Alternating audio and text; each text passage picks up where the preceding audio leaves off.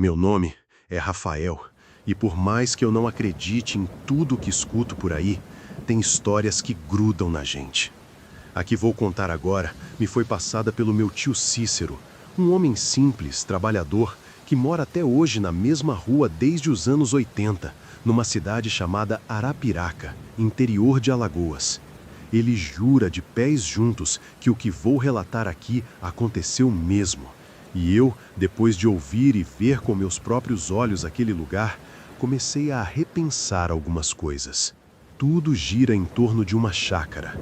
Não uma daquelas bonitas com piscina e churrasqueiras, mas uma propriedade antiga que ocupa uma quadra inteira, de uma esquina à outra.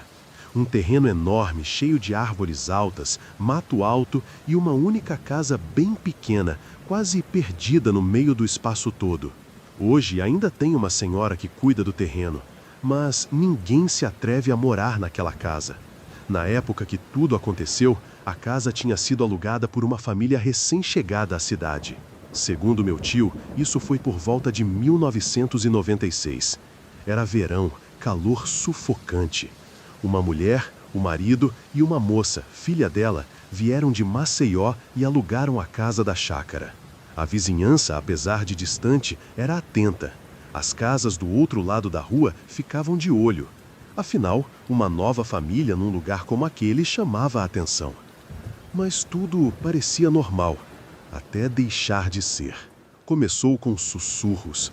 À noite, as pessoas que moravam nas casas em frente diziam ouvir vozes vindas da chácara. Vozes femininas, chorosas, outras vezes irritadas, como brigas. Depois vieram os vultos. Um vizinho que sempre passava tarde da noite voltando do trabalho viu, mais de uma vez, uma silhueta parada entre as árvores. Uma sombra, às vezes imóvel, outras caminhando pelas árvores da chácara. Quando ele piscava, ela sumia. Outros viram também, sempre o mesmo vulto. A família, no entanto, parecia viver normalmente. A senhora que aluga a casa, que ainda mora ali, dizia que eles evitavam contato, mas que nunca tinham feito nada de estranho. Até a sobrinha começar a mudar. A moça, que devia ter uns 15 anos na época, começou a se isolar. Ficava dias sem sair de casa. Parou de frequentar a escola. Foi quando os gritos começaram. Os moradores da rua começaram a ouvir gritos vindos da chácara, gritos de mulher, de desespero. Às vezes eram gritos de dor, outras vezes risadas. Mas não risadas normais. Eram gargalhadas que arrepiavam a espinha, segundo palavras do próprio tio Cícero. Um dia, a coisa piorou de vez.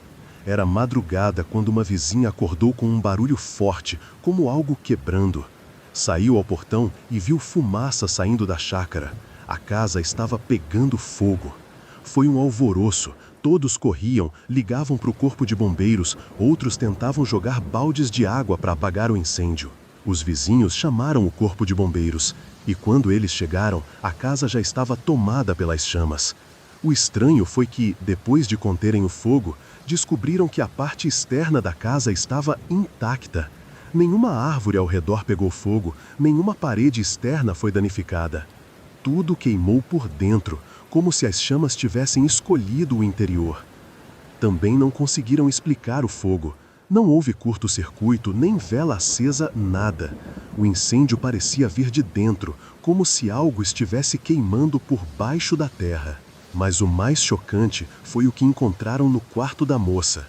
Ela estava lá, sentada, no meio do cômodo chamuscado, com a cabeça tombada e os olhos revirados. Não havia nenhuma queimadura em seu corpo, nenhuma, mas o chão ao redor dela estava completamente destruído. E segundo os bombeiros e vizinhos, ela falava palavras que ninguém entendia, um idioma estranho, gutural, como se algo dentro dela estivesse tentando se comunicar. Foi aí que a senhora dona da chácara decidiu intervir. Dizem que ela conhecia um padre de outra cidade, um homem especializado em exorcismos. Ligou para ele e pediu ajuda. No mesmo dia, o padre chegou. Meu tio não lembrou do nome dele, só que era um senhor de aparência tranquila, mas com uma cruz de madeira pendurada no pescoço e olhos firmes como aço. O que aconteceu dentro daquela casa, ninguém sabe ao certo. O padre só permitiu a presença da moça e de seus pais. Ficou lá dentro por horas. Gritos podiam ser ouvidos, sons de coisas quebrando, mas ninguém teve coragem de se aproximar.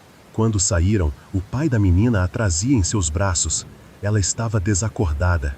A levou direto para um hospital da cidade. Ficou internada por dias e, quando acordou, não lembrava de nada.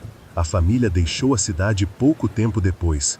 Disseram que não queriam mais viver em um lugar onde as pessoas os olhavam com medo. E a chácara ficou vazia por anos. Até hoje, a senhora que cuida do local fica apenas durante o dia, sempre com um semblante desconfiado. Hoje, dizem que o clima naquela rua mudou. Quem conhece a história evita andar por ali durante a noite. Eu mesmo prefiro perder 2 ou 3 minutos contornando a quadra do que passar por lá. Mesmo quem nasceu na cidade evita passar em frente à chácara quando escurece. Meu tio, que ainda vive na mesma casa de sempre, diz que de vez em quando, por volta das 3 da manhã, dá para ouvir passos nas pedras do terreno, e que a luz da varanda acende sozinha, oscila por um tempo e depois volta a se apagar. E tem mais uma coisa. Ele me contou isso com um olhar sério, sem um traço de humor. Rafa, até hoje, quem mora aqui tem pesadelo com uma moça de olhos revirados. Ela aparece no quarto sentada, falando com a voz de 2 tons. E quando a gente acorda, sente cheiro de fumaça. Eu fui lá uma vez, só uma, durante o dia. E mesmo com o sol alto, o lugar tem algo estranho. As árvores fazem sombra demais, mesmo com o céu limpo. A casa pequena no meio daquele terreno enorme parece deslocada, como se tivesse sido deixada ali por engano. E o pior é que quando a gente passa na calçada, parece que tem alguém te olhando lá de dentro. Não sei o que aconteceu exatamente naquela casa. Não sei se foi possessão ou se tudo não passou de loucura coletiva. Mas sei o que vi, sei do que senti. E se você um dia for até Arapiraca e encontrar essa rua, vai saber que está no lugar certo. É só prestar atenção no silêncio, porque tem lugares que, mesmo em silêncio, gritam.